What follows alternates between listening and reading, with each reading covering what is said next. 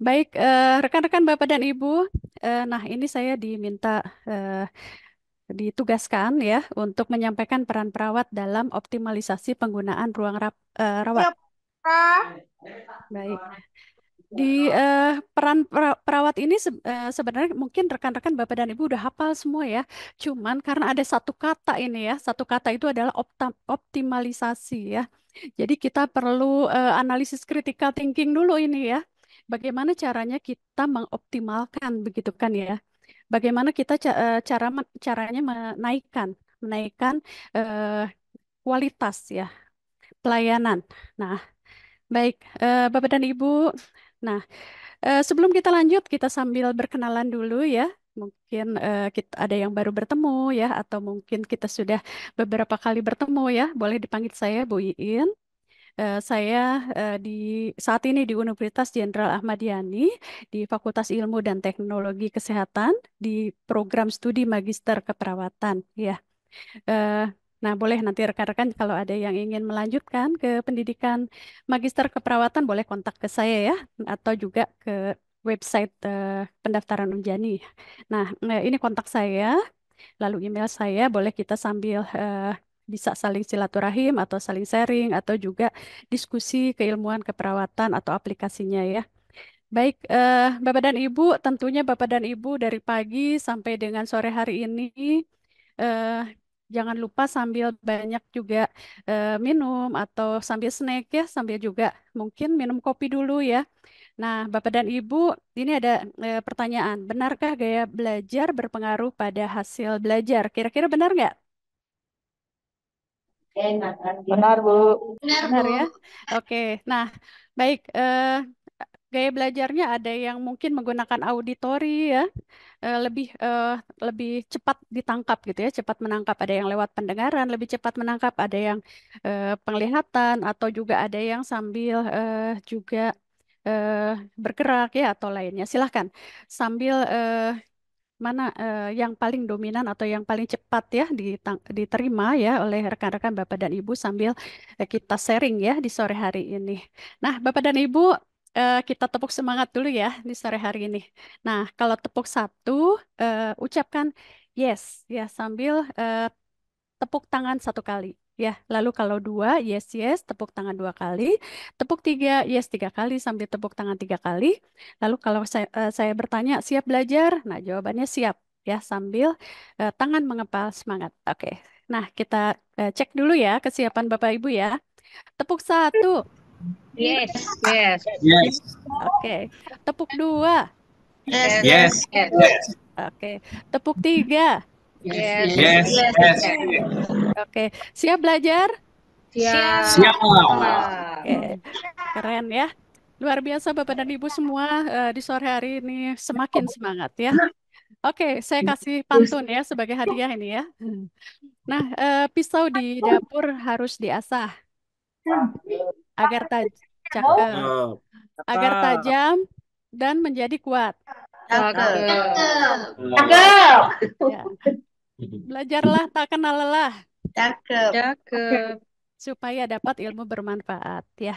Cakep. Oke, semangat ya. Jadi memang keilmuan itu selalu update ya. Jadi kita harus terus belajar karena kalau kita nggak belajar tertinggal ya. Karena ilmu itu terus berubah dan terus berkembang ya. Kalau kita nggak belajar keilmuan yang terus berkembang, lama-lama kita ketinggalan. Oke, baik. TPU atau hasil belajar kita di sore hari ini diharapkan nanti kita mampu melaksanakan peran perawat ya dalam mengoptimalisasikan pengguna. eh, Nah, penggunaan ya ruang rawat di dalam setiap waktu dinasnya ya sesuai dengan standar kewenangan klinis perawat profesional ya. Jadi optimalisasi peran kita ya, peran kita. Jadi kalau peran perawat Bapak dan Ibu pasti udah hafal ya, tapi bagaimana mengoptimalisasikan? Nah, ini yang menjadi hal yang penting ya yang harus kita kembangkan ya. Nah, indikator hasil belajar. Nah, ini ada tiga yang diharapkan ya. Setelah pembelajaran di sore hari ini, diharapkan kita mampu menjelaskan konsep manajemen di ruang rawat, lalu menjelaskan konsep leader di ruang rawat, lalu menjelaskan peran perawat ya dalam mengoptimalkan ruang rawat ya. Nah, saya ingin bertanya dulu nih. eh, Apa yang Bapak Ibu ketahui ya tentang upaya dalam mengoptimalkan pelayanan di ruang rawat? Nah, kira-kira apa upaya yang sudah dikembangkan oleh Bapak Ibu untuk mengoptimalkan pelayanan di ruang rawat? Ada yang mau menyampaikan? Silahkan.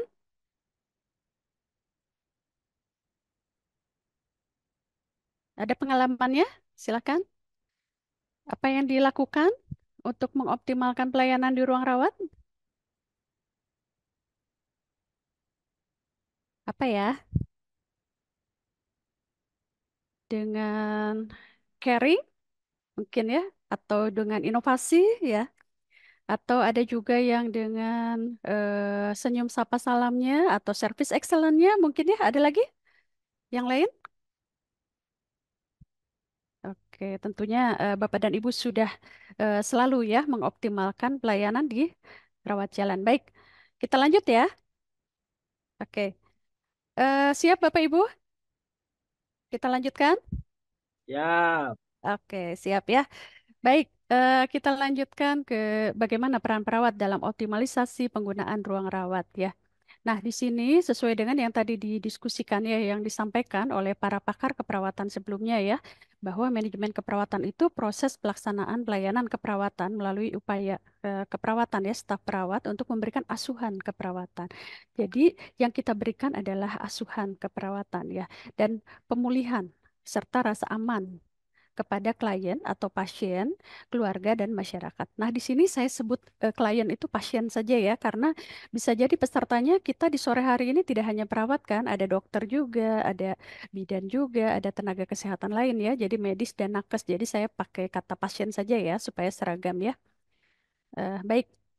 Nah, lalu juga cakupannya. Nah, rekan-rekan Bapak dan Ibu ingat bahwa yang kita lakukan itu tidak hanya kuratif atau kuratif saja, tidak hanya rehabilitatif saja, tapi juga ada preventif dan promotif. Nah, terkadang tadi yang disampaikan yang dibahas ya oleh para pakar sebelumnya kan ada bagaimana setiap rumah sakit itu makin lama makin berjamur gitu kan, makin banyak sehingga ada kompetisi persaingan sehat. Nah, sementara kalau kita lihat yang paling banyak dikembangkan saat ini yang paling banyak itu baru kuratif, kuratif dan rehabilitatif. Nah, di sini juga dibutuhkan bagaimana pengembangan di instansi Bapak dan Ibu untuk mengembangkan preventif dan promotif ya, juga tidak hanya kuratif atau kuratif dan rehabilitatif. Nah, ini juga salah satu upaya kita dalam mengikat loyalitas pasien ya, loyalitas customer ya. Jadi eh, sehingga klien atau pasien itu akan kembali lagi pada saat membutuhkan pelayanan kesehatan akan kembali lagi pada instansi kita. Nah, lingkup ruangnya itu tidak hanya ruang rawat itu kan tidak hanya rawat inap saja, tapi juga ada rawat jalan. Jadi eh, rekan-rekan Bapak dan Ibu, terutama di bidang pada saat Bapak dan Ibu berperan sebagai kepala ruang, kepala ruangan atau K instalasi, nah juga di sini lingkupnya tidak hanya rawat inap saja yang diberikan asuhan keperawatan, tapi bagaimana kita melakukan pendekatan asuhan keperawatan juga di rawat jalan, outpatient. Outpatient itu tidak hanya rawat jalan, tapi juga ada IGD. Nah, jadi memberikan pelayanan asuhan keperawatan itu juga di outpatient itu rawat jalan dan IGD, ya. Lalu inpatient itu dirawat inap. Nah, berarti memberikan asuhan keperawatan meskipun waktunya singkat ya, meskipun waktunya singkat di outpatient ini, tetapi harus ada asuhan keperawatan yang kurang lebih sekitar 10 sampai 15 menit tetap dilakukan, diberikan. Gitu. Jadi bagaimana kita berpikir atau melakukan pengembangan asuhan keperawatan tetap dilaksanakan meskipun dengan telenursing, meskipun dengan digital, meskipun dengan online ya kan pendaftaran dari mulai online ya. Nah, di sana ada asuhan keperawatan yang juga bisa online kita kembangkan. Nah, lalu juga dilanjutkan dengan offline-nya begitu ya. Nah, jadi sekarang sudah ke era digital, Bapak Ibu. Jadi kita juga harus berpikir inovasi dalam pengembangan asuhan keperawatan tadi, yang tidak hanya offline tapi juga online. Oke, yang bocor boleh ditutup itunya speakernya. Kita lanjut ya. Oke, siap lanjut. Ya, baik. Bapak Ibu, Ya lagi lah rekan, baca di situ ya. Yang paling ya karena ya, eh, obat itu ya tadi baik. nah, dulu. Host dibantu untuk host yang bocor ditutup dulu. Ya, kita lanjut ya. Oke. Nah, rekan-rekan Bapak dan Ibu, dimanapun kita berada, kita itu berada dalam sebuah sistem. Nah, tadi juga disampaikan ya oleh Bu Dr. Prayatni ya, dan juga oleh para pakar keperawatan lain ya. Jadi dimanapun kita berada, kita itu ada di dalam sebuah sistem, baik di dalam instansi, baik di pelayanan, baik di pendidikan, baik di dalam program, baik di organisasi sekalipun ya atau di dalam unit sekalipun, nah kita itu ada berada di dalam sistem. Nah, kalau kita ingin outputnya, kalau kita ingin pelayanan kita optimal, maka kita harus siapkan dari mulai input. Ya, maka kita harus siapkan dari mulai input. Nah, di dalam input itu kita siapkan sumber daya. Sumber dayanya itu yang pagi tadi disampaikan oleh Prof. Roro dan juga lainnya. Sumber daya itu dari mulai main, money, metode, material, marketing. Nah, tadi disampaikan juga ada informasi dan juga ada teknologi ya. Tapi juga itu bisa merupakan pecahan ya. Jadi minimal 5M. Jadi informasi itu bisa bagian dari metode, lalu teknologi bagian dari material, tapi juga bisa dipecahkan, dipisah ya. Bahkan ada yang sampai memecah sampai 14M gitu ya, tapi minimal 5M. Minimal kita optimalkan 5M ya. Jadi kalau kita ingin optimal di output ataupun di outcome, di input itu kita harus siapkan dulu sumber dayanya. Sumber dayanya itu berdasarkan standar. Nah, standar apa yang kita gunakan? Apakah standar akreditasi rumah sakit, ataukah standar dari Kemenkes, ataukah standar dari Dinas Kesehatan, ataukah standar dari Pemda, atau standar dari rumah sakit itu sendiri? Nah, standarnya itu kita penuhi. Nah, jadi ini sudah seperti hukum ya, Bapak Ibu ya. Karena input ini, kalau kita optimalkan di standar sumber daya yang ada di sesuai standar di sini, maka kalau kita sudah optimalkan, maka ini akan berjalan optimal. Ya, pada saat proses asuhan keperawatan ini akan berjalan optimal. Program-programnya akan berjalan optimal. Kalau kita sudah optimalkan di sini, nah, Ditekan ini ya gitu. maka di output juga akan optimal. Mute dulu ya, Ya. Pak. Jadi di proses di programnya ini asuhan keperawatan dan program unggulan dari mulai dari mulai universal pre-housing ya di sini lalu pasien apa namanya pasien safety, staff safety, lalu pengendalian infeksi nosokomial, service excellence, mutu dan lainnya ya proses pelaksanaannya di sini. Lalu ini akan berpengaruh pada kualitas, pada mutu, pada kepuasan ya, pada kepuasan. Nah, lalu eh, pada evaluasi ya, pada kualitas mutu. Lalu ini pun kalau sudah optimal, maka akan berdampak pada jangka panjang berikutnya di outcome ya. Lalu,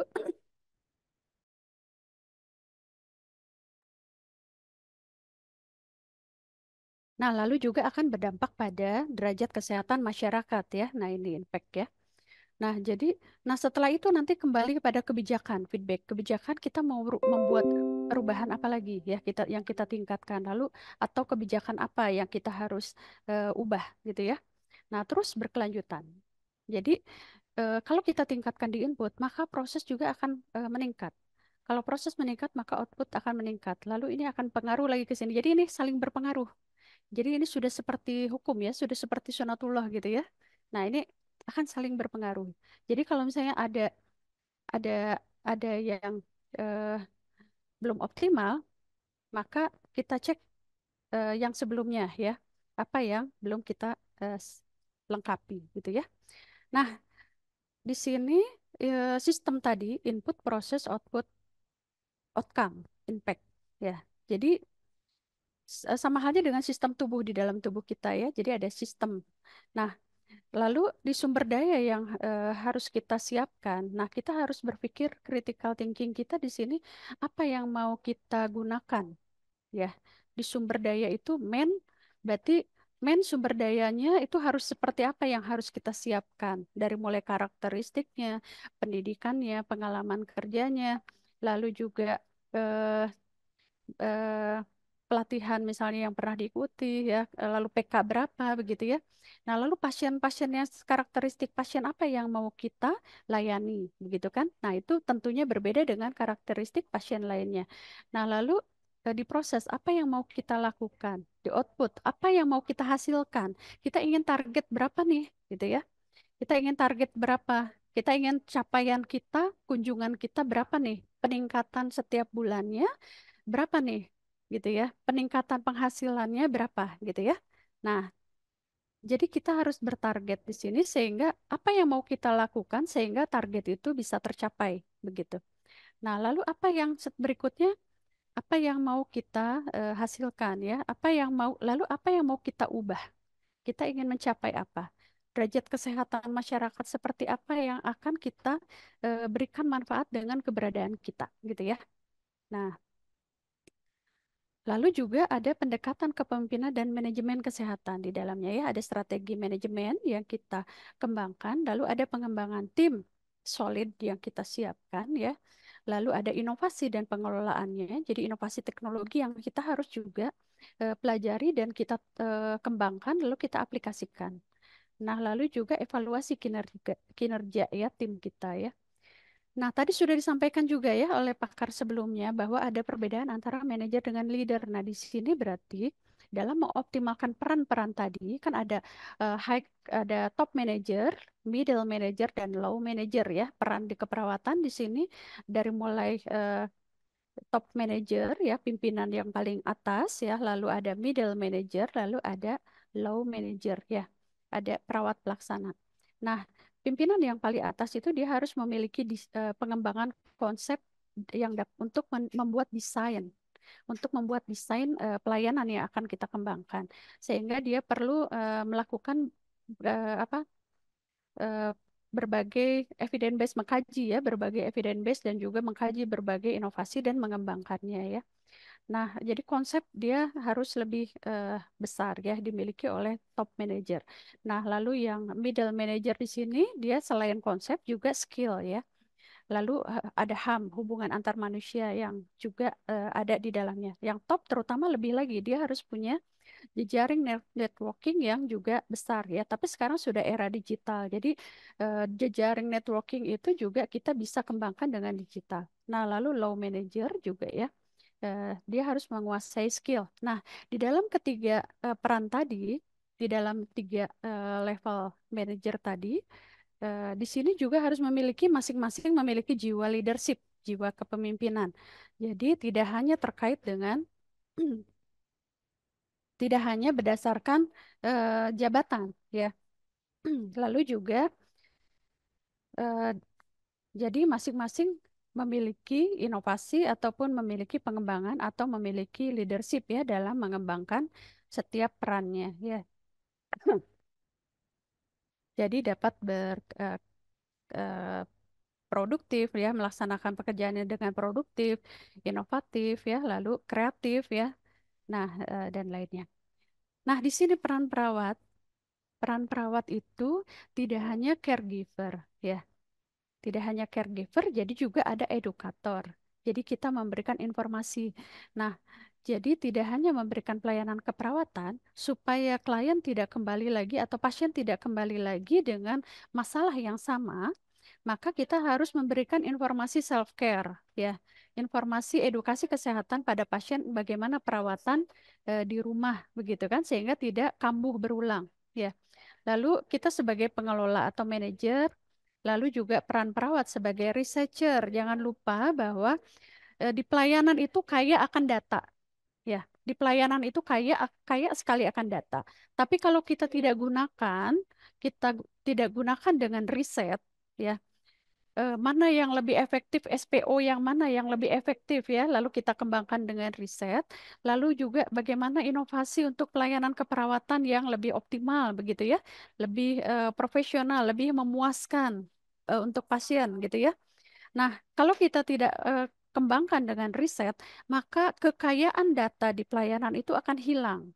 Percuma gitu, sayang. Ya, sayang sekali kalau tidak dikembangkan dengan riset. Bisa bersama dengan perawat pendidik ya di instansi pendidikan, coba kita bersama-sama ya antara pelayanan dengan di pendidikan, ayo kita bersama-sama mengembangkan berbagai riset ya, penelitian sehingga kekayaan data tadi itu dapat kita kembangkan dan keilmuan keperawatan itu dapat terus berkembang, ya, dapat terus berkembang.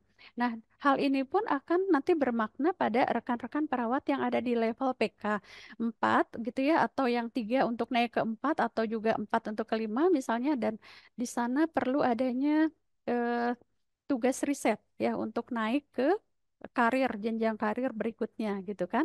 Nah, sehingga ini juga harus dikembangkan. Lalu sebagai peran perawat sebagai konsultan ya, jadi pasien ini butuh sekali pendamping perawat untuk menetapkan ya alternatif problem solving dari permasalahan mereka, begitu ya. Lalu juga kolaborator. Jadi perawat juga harus bisa eh, berkolaborasi dengan tenaga kesehatan yang lain. Nah, jadi kita di ranah keperawatan, lalu mereka juga di keilmuan masing-masing. Nah, kalau kita bersama-sama dalam kolaborasi, maka pemulihan pasien akan lebih efektif ya. Lalu juga sebagai advokat ya, sebagai pembela ya, pembela pasien. Nah, baik rekan perawat. Nah, di sini fungsi perawat juga tidak hanya dependen, tapi juga ada independen, ada juga interdependen, ya. Jadi ada yang merupakan otonomi ya di keperawatan, ada juga yang bergantung ya pada tenaga kesehatan lain atau medis, dan juga ada yang interdependen atau saling kolaborasi, gitu ya.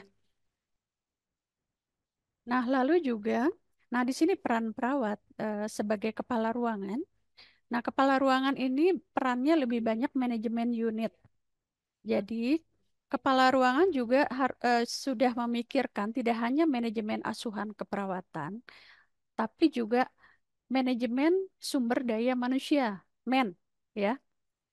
Manajemen sumber daya manusia, bagaimana berpikir mengembangkan anggotanya supaya kompetensinya itu meningkat atau stabil atau meningkat, ya. Bagaimana sumber dayanya, pendidikannya meningkat, misalnya ya. Jadi berpikir juga eh, bagaimana dapat beasiswa untuk beasiswa pendidikan, misalnya untuk anggotanya. Bagaimana mendapatkan misalnya hibah ataupun hadiah atau sponsor untuk perawat berprestasi, misalnya untuk anggotanya, gitu ya. Nah, bagaimana para anggotanya mendapatkan sponsor untuk misalnya peningkatan kompetensinya, gitu ya. Jadi ada manajemen sumber daya manusia untuk Lalu metode berarti ada manajemen dalam pengelolaan manajemen asuhan keperawatan. Money berarti ada manajemen keuangan, ya. Material ya ada manajemen logistik. Lalu ada marketing, ya. Nah, itu yang dikembangkan oleh kepala ruangan, ya. Jadi kepala ruangan juga berpikir bagaimana unggulan di ruangan tersebut, lalu bagaimana pendapatan atau penghasilan, misalnya eh, kunjungannya terus meningkat ya di ruangan tersebut, lalu pendapatannya terus meningkat di ruangan tersebut sehingga tidak menjadi kolaps unitnya, tidak menjadi eh, beban unit yang lain, tidak menjadi subsidi silang dengan unit yang lain, begitu ya. Jadi terus harus ada setiap waktunya itu upayakan grafiknya itu meningkat, baik kunjungan pasiennya ataupun penghasilan. Nah, kunjungan sendiri tidak hanya berpaku pada tadi kuratif atau kuratif dan rehabilitatif saja, tapi bisa jadi membuat program-program unggulan lainnya, misalnya ada unit misalnya tumbuh kembang atau misalnya unit ada home care atau home visit atau ada unit-unit unggulan lain ya. Nah, lalu tadi yang didiskusikan juga ya oleh sebelumnya ada supervisi peran kinerja perawat. Berarti peran kepala ruangan juga melakukan supervisi setiap shiftnya. Dia harus menyiapkan waktu 1 jam, setengah jam sampai 1 jam. Ya, setengah jam sampai 1 jam untuk mensupervisi ketua tim atau perawat primer di bawahnya. Ya, setiap shiftnya. Nah, lalu perawat primer atau ketua tim juga dia harus menyiapkan waktu setengah jam sampai 1 jam waktunya untuk mensupervisi perawat pelaksana di bawahnya, begitu ya. Yang disupervisi kepala ruangan berarti mensupervisi katimnya itu bagaimana manajemen askep yang dilakukan oleh katimnya. Ketua tim mensupervisi perawat pelaksana berarti mensupervisi bagaimana pelaksanaan tindakan keperawatan dan catatan perkembangan yang dilakukan oleh perawat pelaksana anggotanya, begitu ya. Jadi ada perbedaan peran tadi. Nah, kalau ini tadi globalnya ya, secara globalnya. Nah, masing-masing biasanya di rumah sakit mengembangkan job deskripsinya atau uraian tugasnya. Nah, bisa jadi eh, apabila misalnya belum detail disampaikan uraian tugasnya atau job desk-nya. Nah, lingkupnya untuk kepala ruangan adalah manajemen unit, berarti ada 5 manajemen di dalamnya. Manajemen sumber daya manusia, manajemen keuangan, manajemen asuhan keperawatan, manajemen logistik, dan manajemen marketing. Nah, tadi seperti yang disampaikan Bu Dr. Prayatni, bahwa marketing itu bisa jadi saat ini bisa berkembang dan terus berkembang bisa menjadi merupakan bagian jantungnya dari berkembangnya sebuah usaha, dari berkembangnya sebuah pelayanan. Karena kalau misalnya masyarakat tidak tahu bahwa pelayanan itu punya sesuatu yang unggul, maka akan sedikit yang ke sana karena masyarakat tidak tahu bahwa di sana ada sesuatu yang unggul. Jadi perlu kita sosialisasikan. Dan kalau kurang marketing, kurang sosialisasi, maka pelayanan yang tadinya bagus, tadinya optimal pun lama-lama bisa kolaps gitu ya. Lama-lama akhirnya tidak bisa untuk membiayai sumber daya yang ada di dalamnya, begitu. Jadi marketing itu bisa bisa merupakan jantungnya dari sebuah usaha ya. Marketing itu minimal ada 4P. Place, product, price, promotion di dalamnya. Place tempatnya harus strategis. Kalau tidak strategis tidak masalah karena sekarang sudah era digital. Jadi yang penting informasi bagaimana akses untuk ke tempat kita itu harus tersosialisasikan gitu ya. Produk itu berarti kita harus menyiapkan produk dan jasa yang unggul. Berarti kita tahu bahwa produk dan jasa kita merupakan yang unggul, berarti kan kita harus melakukan dulu studi banding ataupun benchmark dulu ya pada tempat lain ataupun mempelajari dulu tingkat nasional atau internasional yang unggul itu seperti apa, sehingga kita bisa kembangkan yang unggul gitu ya. Nah, baik produk maupun jasa. Lalu price. Nah, harga berarti harga tarif yang ditetapkan juga kita harus melakukan analisis pasar terlebih dahulu. Ya, apakah tarif atau harga tersebut marketable atau tidak? Apakah mampu mampu dibeli oleh masyarakat yang menjadi sasaran untuk pelayanan kita? Keberadaan kita ada di desa atau ada di kota, begitu ya. Nah, sehingga apakah mampu dijangkau, mampu dibeli atau tidak? Sehingga kita juga harus melakukan studi terlebih dahulu ya, analisis pasar dan mengkaji dulu di pelayanan lain, misalnya berapa harga yang dapat dijangkaunya, begitu ya.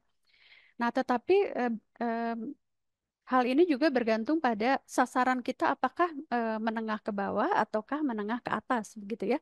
Karena bisa jadi yang menengah ke atas itu dia dengan harga yang tinggi justru dia merasa apa ya merasa lebih pantas untuk memilih itu begitu ya. Nah tapi ada juga yang kebalikannya ya. Nah seperti itu. Jadi kita harus menetapkan tadi ya apakah untuk menengah ke atas atau menengah ke bawah atau juga sesuai dengan kualitas tadi atau juga kualitas tetap tinggi tapi harga di bawah gitu ya. Nah, hal ini pun akan berpengaruh nanti pada penentuan pemilihan pasien atau customer ya dalam memilih pelayanan yang mana yang mau diambil begitu ya. Kalau kita memberikan unggulan baik di produk atau jasa, terkadang tidak hanya pasien yang durasi 5 km yang datang ke tempat kita. Bisa jadi durasi yang jauh ya, jaraknya mungkin 30 kilometer atau 50 kilometer, dia akan mencari waktu untuk datang ke tempat kita atau bahkan dari luar negeri yang datang ke tempat kita. Gitu. Kalau kita memberikan sesuatu yang unik, spesifik, eh, inovatif, unggul, hanya ada di tempat kita, gitu ya. Jadi mereka akan memilih, oh, kalau kita ingin pelayanan yang seperti itu datangnya ke tempat kita, gitu. Ya, jadi silahkan kepala ruangan mengembangkan tadi, mengembangkan pelayanannya Berarti sehingga masyarakat atau customer atau pasien itu akan berpikir, oh kalau untuk mendapatkan pelayanan unik, spesifik, kualitasnya optimal, lalu profesional, lalu aksesnya cepat, mudah ya, lalu harganya terjangkau, itu ke tempat kita begitu. Nah, gitu ya. Jadi silahkan dibuat, disusun, dikembangkan, didesain ya. Jadi itulah salah satu peran dari kepala ruangan. Ya, kepala ruangan bagaimana mengembangkan eh, jasa atau produk yang disediakan di unit yang diberikan amanah di situ ya untuk kepala ruangan. Ya. Nah, lalu di sini ada POAS tadi sudah dibahas ya oleh Bu Dr. Prayatni ya. POAS dari mulai perencanaan, pengorganisasian, pengarahan, pelaksanaan sampai pengawasan. Jadi setiap sistem tadi pun ada monitoring ya. Setiap di input kita mempersiapkan apa ya, itu juga harus di monef ya, harus dimonitor ya, dimonitor apakah sumber daya yang kita sudah siapkan sudah optimal, sudah sesuai standar atau belum. Nah, kalau sesuai standar itu berarti bermutu, tapi kalau di atas standar itu berarti kita memberikan service excellent ya. Di atas standar kita memberikan service excellent. Nah, kita memberikan sesuai standar saja, pasien itu, masyarakat itu sudah sangat puas. Apalagi kalau kita memberikan service excellent yang di luar dari dugaan pasien. Nah, mereka tentunya eh, jauh lebih merasa puas gitu ya. Nah, jadi kita kepala ruangan itu dia harus memonef dari mulai input ya, sumber daya yang disiapkan sudah sesuai standar belum di monef.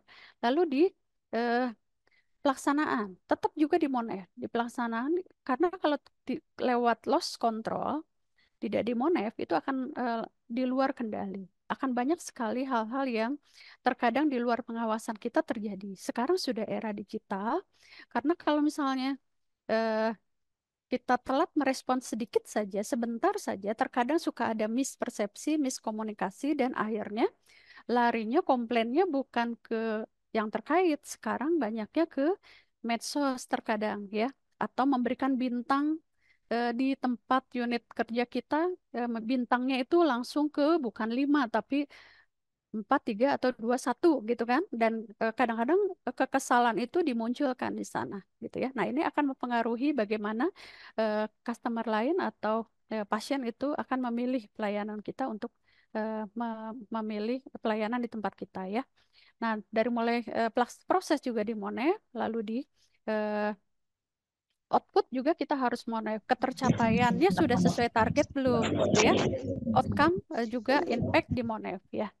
Lumpang pada Lanjut mungkin bagi dikit ya. dikit Oke, ya kok kita tuh 60-an ya yang bocor pasiennya yang ditutup umur dulu berapa mereknya ya. dikit aja jangannya duit anu tuh keluar Ya, izin PHF tuh lah dibantu oleh host, ngalihi aja oleh yang panitia. ngalih itu baik di Bocor, pagi bocor. di SM Yang bocor ditutup Ya, dulu. iya bocor. loh nyata keluar duitnya Ya, ditutup dulu. pemerintah Ya, kita lanjut. Oke, baik. Nah, rekan-rekan Bapak Ibu, nah ini tugas dari kepala ruangan ya. Kepala ruangan juga harus memikirkan bagaimana visi misi program dan sasaran tujuan mau lah yang mencoba kebijakannya. membuka partai batin Ya, dari mulai visi, berarti visi rumah sakitnya apa gitu ya. Nah, berarti kan ke mau bawahnya aja itu merupakan turunan, ya turunannya untuk mencapai.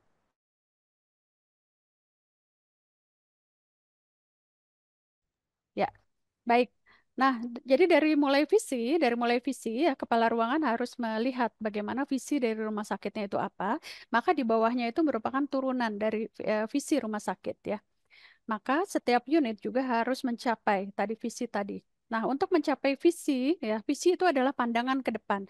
Berapa tahun ke depan kita akan membuat unit kita itu menjadi seperti apa. Lalu untuk mencapai visi tadi, maka langkah-langkahnya itu ya kita harus tetapkan langkah-langkah lingkupnya di pelayanan kita itu apa. Kalau di pendidikan kan ada tridharma begitu ya atau catur dharma gitu ya, pendidikan, penelitian, pengabdian masyarakat gitu ya. Ada juga yang menambahkan dengan publikasi begitu ya. Nah, di lingkup di pelayanan juga tentunya punya lingkup tadi ya. Nah, untuk mencapai visi tadi ya. Nah, kalau sekarang juga di pelayanan juga sudah harus memulai sampai pada penelitian dan publikasi. Di luar negeri itu untuk naik level, jenjang karir, setiap perawat itu dia harus melakukan penelitian dan publikasi supaya naik jenjang karirnya, PK-nya, levelnya. Sehingga kalau konferen di internasional di luar negeri banyak sekali perawat dari pelayanan yang hadir untuk publikasi, untuk presentasi, karena mereka eh, membutuhkan ya untuk mereka untuk naik ke level PK mereka gitu ya. Nah, di Indonesia pun sudah mulai ya, saat ini sudah mulai, terutama tadi yang PK 4 begitu kan harus ada penelitian. Lalu juga prestasi, perawat berprestasi saat ini dinilainya dengan penelitian inovasi yang dilaksanakan oleh rumah sakit. Rumah sakit yang berprestasi pun penelitian yang menghasilkan inovasi begitu kan. Nah, jadi tidak hanya pelayanan tapi juga ada pengabdian ya, ada juga tadi penelitian ya. Nah, lalu di lingkup tadi dikembangkan lagi dengan tujuan sasarannya apa ya yang strategis dan dapat diukur, lalu juga kebijakan yang ada saat itu apa, lalu program-program yang akan dikembangkannya apa begitu ya. Nah, rekan-rekan Bapak dan Ibu, berarti dimanapun kita berada dan diberikan amanah saat itu ya, apakah sebagai kepala ruangan, apakah sebagai ketua tim, ataukah sebagai perawat pelaksana, mau seberapa lama waktunya kita ada berada di sana, baik baik itu sebentar maupun lama ya, dengan adanya kita di tempat tersebut jadikanlah eh, meningkat ya apapun yang ada di sana. Jadi kita harus petakan dulu sebelumnya, sebelum ada kita seperti apa, lalu ada dengan ada kita maka kita harus naikkan ya, naikkan mutunya, kualitasnya ya, setiap standar tadi, setiap pelayanan atau setiap manajemen tadi. Jadi kita tingkatkan ya. Seberapa lama waktu kita ada di sana kita harus tingkatkan. Kepala ruangan di sana pun sama, harus meningkatkan mutu kualitasnya setiap waktunya. Sebelumnya misalnya kunjungannya berapa banyak begitu atau berapa persen sasarannya ya. Lalu harus bisa berpikir misalnya jika satu saat kuota misalnya BPJS-nya menurun, maka saya supaya kunjungannya tetap bertahan, maka saya harus bekerja sama dengan pihak mana nih gitu kan, sehingga kunjungannya misalnya dengan berbagai perusahaan misalnya gitu kan, dengan kontraktor misalnya, sehingga kunjungannya tetap meningkat gitu. Lalu kita buat misalnya program-program kerjasama atau program-program unggulan ya, sehingga tadi kunjungannya tetap meningkat, tetap stabil atau tetap meningkat gitu ya. Nah, itu menjadi PR para kepala ruangan ya, dengan timnya, dibantu oleh timnya. Jadi kepala ruangan juga tidak sendiri, anggotanya juga harus diajak ya supaya bisa bersama-sama. Nah, kepala ruangan juga dalam melakukan pengembangan, berarti dia harus mencari akar permasalahannya, fishbone, ya bisa dengan menggunakan fishbone. Ada permasalahan di mana, lalu kita kaji, akar permasalahannya, penyebabnya apa, ya. Penyebab di output, kalau misalnya permasalahannya ada di output terjadi permasalahan, hal ini disebabkan apa? Ya, di output ada akar penyebab apa ya sehingga terjadi permasalahan itu. Lalu ada dari penyebab tersebut digali lagi, diproses, ada apa penyebabnya ya, lalu di input ada penyebabnya apa sehingga hal itu terjadi. Misalnya ini contoh ya. Misalnya komunikasi handovernya kurang optimal ya, kurang optimal. Nah, ini contoh handover eh, komunikasinya kurang optimal ya. Nah, maka digali, oh ternyata beban kerja perawat tinggi. Oh ternyata, nah ini beban kerja perawat tinggi, maka dilakukan T-motion study gitu kan, yang disampaikan tadi oleh Bu Dr. Prayatni ya. Oh ternyata suasana di sana di IGD sibuk gitu kan, sehingga tidak bisa handover dengan optimal. Oh ternyata ada eh, hal dalam asesmen feeling yang kurang optimal di sini ya. Lalu ada tidak adekuat dokumentasi di sana. Nah, lalu ternyata di bagian prosesnya, nah tidak ada monef. Ternyata tidak di monef. Nah, lalu juga persepsinya masih beda-beda. Oh, ternyata tidak ada reward dan punishment. Oh, ternyata tidak ada evaluasi di sini ya. Tidak ada monef dalam pelaksanaannya. Lalu juga ada tidak diidentifikasi dengan optimal ya. Lalu juga tidak di follow up ya. Oh ternyata, nah, eh, nah jadi tidak dilaksanakan ya, tidak ada edukasi ataupun mungkin belum paham ya perawat di sana ya. Lalu juga ada eh, misalnya faktor dari briefingnya atau juga tidak ada toolsnya, tidak ada eh, formatnya, tidak ada SPO-nya ya, tidak ada SPO-nya belum dibuat misalnya ya. Oh ternyata ada pencatatannya misalnya ya tidak optimal atau juga tidak ada ya rujukannya atau tidak ada eh, regulasinya misalnya ya atau juga ada tidak ada formatnya yang optimal ya. Nah, itu dikaji. Jadi ditulis oleh kita ya, oleh kepala ruangan ditulis ada permasalahan apa nih. Lalu digali bisa berdasarkan sistem tadi input proses output outcome digalinya dari di masing-masing output ada apa, di proses ada permasalahan apa yang menyebabkan hal tersebut, di input ada permasalahan apa yang menyebabkan hal tersebut. Lalu digali lagi setiap M di input itu ya. Dari mulai ada apa sih sehingga terjadi masalah itu. Dari metode ada apa sehingga masalah itu terjadi. Dari material ada apa sehingga hal itu terjadi ya. Nah, terus digali sampai 5M digali ya. Jadi akar penyebab ini kita selesaikan sehingga hal ini bisa eh, teratasi. Jadi supaya efektif. Jadi problem solvingnya ada masalah apa, lalu kita gali dulu akar penyebabnya apa. Akar penyebabnya ini ada lagi tidak akar penyebab sebelumnya, ada lagi tidak akar penyebab sebelumnya. Kita gali dulu semua. Nah, lalu kita selesaikan berdasarkan berdasarkan akar penyebab tadi sehingga efektif. Ya, problem solvingnya menjadi efektif. Jadi selesai. Jadi kita tidak terlalu panjang dalam penyelesaian permasalahan. Ya. Nah, lalu kepala ruangan susun analisis SWOT-nya ya. Analisis SWOT ini berarti perencanaan jangka panjang, apakah per 5 tahun ataukah per tahun ya. Dikaji analisis SWOT-nya, apa yang sudah kita miliki, apa yang belum kita miliki berdasarkan standar untuk analisis internalnya, untuk analisis eksternalnya, peluang yang apa yang bisa kita capai dari luar ya, ada kebijakan-kebijakan apa di luar yang bisa kita ambil, ada peluang apa yang bisa kita ambil dari luar, ada kerjasama apa yang bisa kita ambil dari luar, ada hibah, ada sponsor, ada bantuan, ada beasiswa apa dari luar yang bisa kita ambil. Nah, informasi yang ada di peluang ini itu tidak selalu nyampe ke kita kalau kita tidak cari tahu gitu ya. Jadi kita memang harus aktif mencari tahu ya supaya kita bisa ambil peluang-peluang tersebut. Tapi kalau kita tidak mencari tahu, terkadang loss. Begitu saja, informasi hanya lewat dan kita tidak bisa menggunakan peluang tadi, gitu ya. Dan juga ada ancaman di luar ini ada ancaman. Di luar kita itu ada peluang yang bisa kita ambil dan ada ancaman yang dapat mengancam kita kalau kita tidak memenuhi berdasarkan standar ya.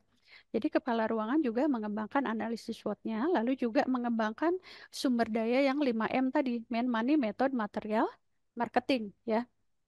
Nah, lalu nah ini yang paling penting ya untuk era saat ini sudah eranya sangat super cepat ya karena sudah era digital lalu juga eh, apa semakin berjamur juga pelayanan ya pelayanan di kesehatan. Nah, perlu ada strategi yang kita kembangkan tidak hanya strategi Red Ocean saja tapi juga strategi Blue Ocean. Ada yang tahu apa itu strategi Blue Ocean? Belum tahu, Bu. Ya, boleh silakan. Ada Silakan yang teman-teman, ada yang sudah tahu? ya, ada yang sudah eh, mengetahui? Ya, silakan. Apa itu strategi Blue Ocean?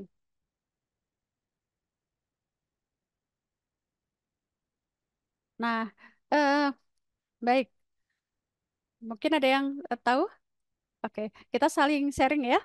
Saling sharing. Nah, terkadang kita di keperawatan atau juga mungkin di profesi lain ya, kita terjebak dengan rutinitas ya. kita terjebak dengan rutinitas atau kita terjebak dengan yang sebelumnya dicontohkan oleh yang sebelumnya ya, yang sebelumnya dari kita misalnya gitu ya.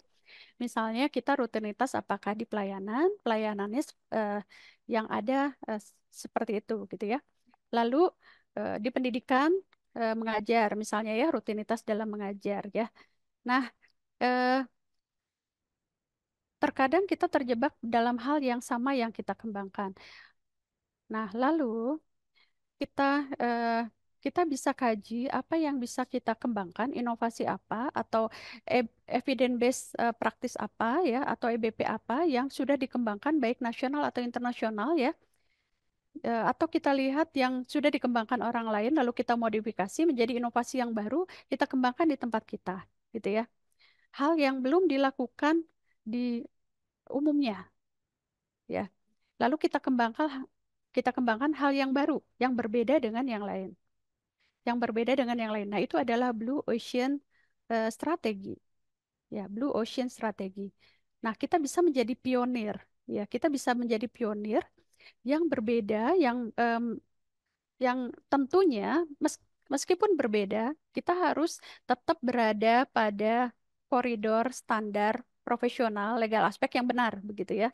Jadi tetap melakukan hal yang sesuai jalurnya, tetap sesuai dengan yang benar, hal yang benar. Tetap melakukan yang sesuai standar, tidak melanggar etik, tidak melanggar standar ya, tetap profesional ya. Tapi kita melakukan berbagai inovasi yang berbeda dari biasanya. Nah, itu adalah Blue Ocean Strategi. Karena di sini kalau Red Ocean strategi itu ini banyak yang melakukan hal yang sama ya, akhirnya menjadi jenuh ya. Menjadi jenuh ya. Sementara pada saat kita melakukan hal yang berbeda, sebenarnya alam semesta ini luas sekali gitu ya. Yang kita kembangkan sebenarnya masih banyak. Yang bisa kita kembangkan itu sebenarnya masih banyak, baik di keperawatan ataupun di profesi lain. Nah, itu adalah Blue Ocean Strategi ya. Jadi melakukan hal yang berbeda dari biasanya, inovasi yang berbeda. Tadi misalnya ya, banyaknya rumah sakit di kuratif, kuratif, dan rehabilitatif. Nah, tapi eh, preventif dan promotif masih belum nih gitu ya. Lalu kita buatlah pelayanan unik yang masyarakat kita butuh sebenarnya gitu, tapi belum banyak yang mengembangkan. Lalu kita kembangkan ya di unit kita di promotif dan preventif tadi, atau untuk yang masyarakatnya sehat, tidak hanya yang sakit gitu kan. Pelayanannya tidak hanya untuk yang sakit, tapi juga untuk yang sehat begitu ya. Nah, itu adalah juga Blue Ocean strategi ya atau Blue Ocean Market. Nah, ini masih jarang yang mengembangkan di sini. Terkadang ya, ini kita akan menjadi pionir di sini. Tetapi memang terkadang pada saat kita melakukan Blue Ocean strategi, terkadang yang lain memang kadang suka ramai ya, nggak biasa, kayak karena nggak biasa. Kita semua di sini kok dia di sana, begitu kan? Kita semua melakukan ini kok dia melakukan itu, gitu ya. Tapi kalau kita melakukan sesuai dengan standar, sesuai dengan kebijakan yang ada, sesuai dengan apa profesional, tidak melanggar etik, tidak melanggar legal aspeknya, normanya, etikanya, ya, kita jalan terus. Ya, kita harus jalan terus di sini, melakukan pengembangan, berbagai pengembangan. Karena yang lain bisa jadi memang belum melihat ke arah sana. Bisa jadi yang lain belum tahu bahwa hal itu dibolehkan, begitu kan? Ya, yang lain belum melakukan ini. Kita harus tetap jalan terus. Karena apa? Karena biasanya umumnya yang menjadi pionir, karena umumnya yang menjadi pionir di sini dan melakukan jalan di sini di Blue Ocean Strategi, ternyata akan terlihat oleh yang lain. Oh, ternyata dia bisa ya melakukan hal itu. Dan lama-lama yang lain mengikuti, gitu. Yang lain pun akhirnya mengikuti, gitu ya. Jadi pada saat melakukan pengembangan Blue Ocean strategi, kadang yang lain suka ramai ya, suka atau juga ada negative thinking, sering negative thinking gitu ya, berpikir macam-macam, berpikir tidak benar gitu ya. Kok dia melakukan itu? Padahal boleh, hanya dia yang di sini nggak tahu bahwa itu boleh misalnya gitu kan, atau nggak biasa begitu ya. Tapi lama-lama ternyata yang lain juga sama kok. Ini mengikuti, lama-lama dia akan mengikuti juga melakukan hal yang sama karena memang boleh. Seperti halnya sebelum masa COVID gitu ya, kok melakukan pendidikan non formal lewat online begitu ya? Padahal di Dikti sejak 2018 itu memang ada eh, pedoman blended teleconference, begitu kan? Sejak 2018 sebelum masa COVID. Sebelum masa COVID. Jadi pada saat sebelum masa COVID ada blended teleconference, yang lain ramai begitu kan? Kok bisa gitu kan? Gitu ya. Tapi nah, qadarullah gitu kan? Takdirnya pada saat 2020 sampai 2023 ternyata COVID gitu kan? Nah, pada saat masuk COVID akhirnya sekarang tahun 2024 biasa kan? Menjadi biasa ya. Menjadi biasa pembelajaran itu ada blended teleconference, ada online begitu dan teknologi pun akhirnya berjalan ke arah sana. Dan banyak lagi hal lain, banyak contoh lain ya. Kok dia melakukan itu, tapi lama-lama yang lain mengikuti gitu. Lama-lama yang lain akan mengikuti. Yang penting kita sesuai dengan standarnya. Yang penting kita memang sudah melakukan sesuai dengan kaidahnya, ya, sesuai pengembangan keilmuan kita. Kan kita belajar keilmuan ya, lalu kita mengembangkan berdasarkan keilmuan kita.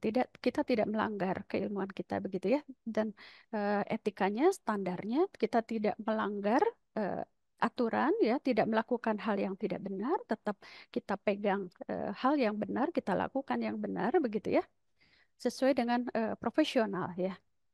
Nah, sehingga nanti keilmuan dan profesi keperawatan itu akan cepat berkembang ya, cepat berkembang dan kita eh, ya, harus saling menunjang untuk pengembangan. Nah, lalu juga kepala ruangan bisa melakukan pengembangan tadi inovasi teknologinya dengan mengkaji dengan menggunakan salah satu model desain kanvas model. Jadi mengkaji customer kita itu ada keberadaannya misalnya di mana misalnya ya, lalu bekerjanya seperti apa, karakteristiknya seperti apa, lalu nilai atau harapan atau tahapan kehidupannya seperti apa ya. Nah, kita penuhi setiap kebutuhan itu. Kita penuhi setiap kebutuhan tersebut ya, dari mulai setiap customer itu ya, dari setiap tahapan kehidupannya. Ya. Jadi misalnya apakah di transportasi jasa begitu kan membutuhkan keperawatan gitu ya. Nah, berarti kan kita juga menyediakan tindakan keperawatan, pelayanan keperawatan tidak hanya di darat, tapi juga di laut, di udara, begitu kan? Ya. Bahkan sekarang di Malaysia itu eh, tentara angkatan lautnya sudah membuat klinik di laut. Ya. Jadi persiapan pada saat misalnya terjadi perang eh, mereka sudah punya rumah sakit atau klinik di laut begitu.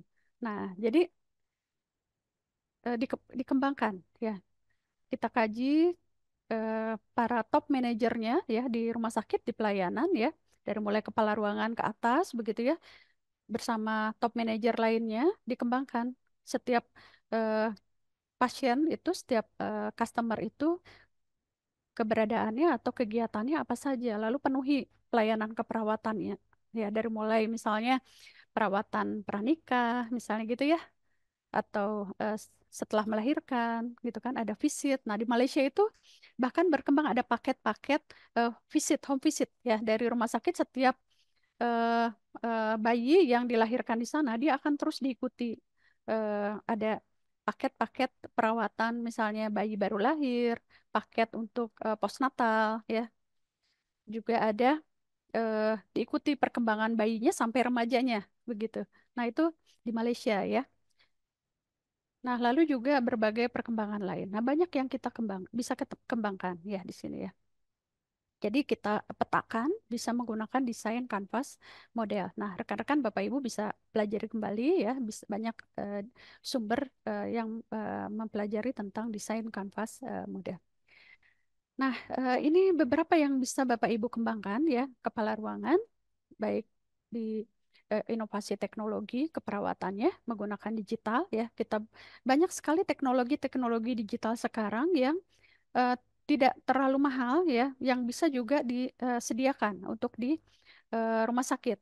Jadi misalnya tadi ERM pun misalnya asuhan keperawatan menggunakan ERM ya, sediakan misalnya iPad ya yang sehingga setiap perawat itu juga melakukan asuhan keperawatan dengan tablet gitu kan, misalnya dengan iPad-nya gitu ya. Jadi nampak lebih profesional. Misalnya di ruangan disediakan misalnya satu, apakah satu atau lebih gitu ya kan, tablet atau iPad yang dapat dikembangkan. Jadi tidak kalah dengan pelayanan di restoran gitu kan ya. Mereka pun menggunakan tablet atau iPad untuk asuhannya, atau di keperawatan berarti dengan untuk asuhan keperawatannya. Nah, atau juga bisa dengan lainnya ya, teknologi lainnya yang bisa kita kembangkan, kita bisa berikan ya untuk di pelayanan keperawatan. Nah, bisa kaji banyak sekali teknologi yang bisa kita sediakan ya untuk manajemen logistik ya, misalnya dianggarkan, disiapkan untuk meningkatkan pelayanan keperawatan kita. Jadi ada nilainya untuk pelayanan keperawatan kita meningkat gitu ya. Lalu telenursing dikembangkan. Profesi dokter sudah mengembangkan Halodoc gitu kan. Nah, berarti keperawatan juga dicoba dikembangkan, dibuat ya. Telenursingnya dikembangkan. Jadi bisa menjangkau tidak hanya di lingkup durasi 5 kilometer saja, tapi juga bisa lebih.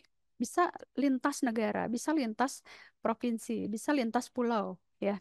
Karena biasanya kalau misalnya unggulannya bagus, dari tempat jauh juga datang kok ke tempat kita gitu ya. Kalau kita pelayanannya sesuai dengan harapan mereka, mereka meskipun jauh datang ke tempat kita ya. Lalu ada komplementer yang bisa kita kembangkan, ya. Lalu juga ada menjangkau berbagai tadi, apakah di darat, laut, udara, begitu ya, bisa juga kita kembangkan ya jika memungkinkan ya, bisa bersama-sama para top manajer lainnya di rumah sakit. Lalu komplementer in nursing ya, nah ini ada eh, perawat holistik di eh, HPHI ya, baik di Jawa Barat atau tingkat pusat ya, nasional. Nah, ini pun mengembangkan bagaimana komplementer e-nursing ya, ada berbagai pelayanan komplementer yang bisa dikembangkan ya. Nah, ini bisa juga dikembangkan di rumah sakit ya, di unit komplementernya misalnya ya, atau di pelayanan komplementernya ya. Nah, ini juga bisa menjadi bagian, karena masyarakat sebenarnya butuh kok masyarakat mencari pelayanan ini. Nah, sehingga bisa lebih profesional dengan pendekatan dari tenaga kesehatan atau medis ya. Nah, petakan. Jadi dipetakan ya, planning, organizing, actuating, controllingnya, lalu ada risetnya, new projectnya, lalu di list apa yang mau dilakukan, evaluasi. Nah, ini peran kepala ruangan ya bersama top manager lain. Nah, berikutnya peran ketua tim. Ini peran ketua tim ya. Peran ketua tim ini berarti manajemen asuhan keperawatan, dan dia harus mensupervisi perawat pelaksana yang ada di bawahnya. Ya, nah, ini globalnya, tugas globalnya. Tugas detailnya masing-masing rumah sakit biasanya membuat mengembangkan berdasarkan job desk-nya ya, berdasarkan uraian tugasnya ya, berdasarkan planning, organizing, actuating, controlling tadi. Nah, jadi ketua tim itu tidak boleh pulang kalau asuhan keperawatan pasiennya belum selesai gitu ya. Jadi tanggung jawab ketua tim atau perawat primer ya untuk mengembangkan manajemen asuhan keperawatan, dan dikembangkan diagnosis keperawatannya ya.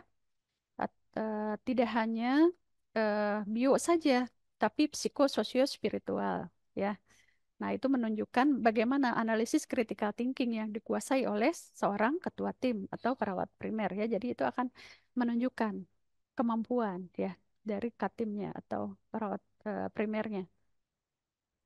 Nah, ini tanggung jawab dari ketua tim bahwa asuhan keperawatan setiap klien itu atau setiap pasien itu tercapai ya.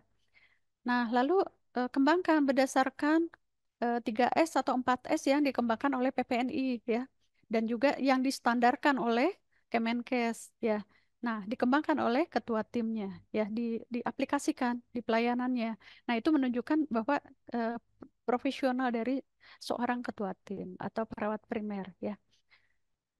Jadi tidak hanya bio saja, coba mulai dikembangkan ke psikonya, dikaji ya, ditangani juga sosionya, spiritualnya, sehingga pasien senang ya, pasien senang dan akan kembali lagi nanti ke tempat kita ya. Akan memilih lagi. Nah, ini yang dari SDKI dikaji ya, dipelajari lalu diterapkan ya, lalu SLKI-nya, lalu PSIKI-nya ya, lalu eh, lainnya SPO-nya ya, outcome-nya juga ya. Nah, perawat pelaksana berarti melaksanakan tindakan keperawatan dan catatan perkembangannya ya untuk klien, untuk pasien ya. Nah, lalu jadi dilakukan dengan optimal ya. Karena eh, kalau sudah penguasaannya optimal ya tanggung jawab dengan tugasnya ya sebagai perawat pelaksana. Kalau sudah optimal maka eh, kepuasan pasien akan tercapai, lalu kepuasan perawat juga akan meningkat. Lalu biasanya imbasnya dengan sendirinya nanti akan kembali lagi pada perawat itu sendiri ya. Jadi kalau perawat sudah melaksanakan dengan tanggung jawab ya dengan profesional itu sebenarnya rewardnya akan balik lagi ke diri kita sendiri ya baik nanti ke jenjang karirnya maupun ke rewardnya maupun ke kepuasan pasiennya juga nanti yang akan juga dia akan selalu ingat dan juga akan selalu mengenang ya perawat tersebut nanti kadang-kadang akhirnya pasien suka memilih saya pengennya oleh perawat itu saya nggak mau dengan perawat lain nah kadang-kadang jadinya seperti itu ya karena kalau sudah loyal ya pasiennya sudah loyal nah baik Bapak Ibu bekerjalah lebih banyak ya dari eh, yang lain ya karena usaha itu tidak pernah membohongi hasil nah itu kata Hairul Tanjung baik sampai sini ada yang mau didiskusikan dulu sebelum ke materi selanjutnya